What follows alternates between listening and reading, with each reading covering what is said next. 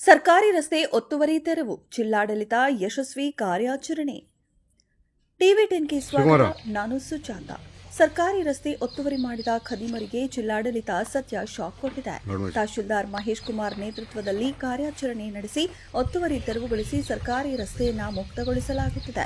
ಮೈಸೂರು ತಾಲೂಕು ಇಲವಾಲ ಹೋಬಳಿ ಜಟ್ಟಿಹುಂಡಿ ಗ್ರಾಮದ survey number 36/4, 36/7, 53/1ರಲ್ಲಿ ಸರ್ಕಾರಿ ರಸ್ತೆ ಇದೆ. ಸದರಿ ಸರ್ಕಾರಿ ರಸ್ತೆಯನ್ನು ನರಸಿಂಹೇಗೌಡ ಎಂಬುವರು ಒತ್ತುವರಿ ಮಾಡಿಕೊಂಡು ಕೋಳಿ ಫಾರಂ ನಿರ್ಮಿಸಿದ್ದಾರೆ.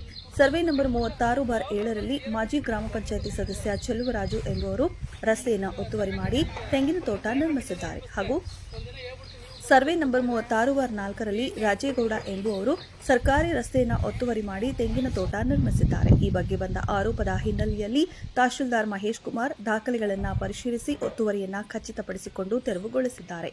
ಇನ್ನು ಜಿಲ್ಲಾಧಿಕಾರಿ ಲಕ್ಷ್ಮೀಕಾಂತ ರೆಡ್ಡಿ ಹಾಗೂ ಉಪವಿಭಾಗಾಧಿಕಾರಿ ಕೆ. ರಕ್ಷಿತ್ ಅವರ ನಿರ್ದೇಶನದ ಮೇರೆಗೆ VA Mahesh Kumar, RI Shivakumar, deputy tahsildar Kubera, taluk ಸರ್ವೇಯರ್ಗಳಾದ ಮಂಜುನಾಥ್ ಹಾಗೂ ವೆಂಕಟೇಶ್ ಅವರು ತೆರವು ಕಾರ್ಯಾಚರಣೆಯನ್ನು ಮುಂದುವರೆಸಿದ್ದಾರೆ.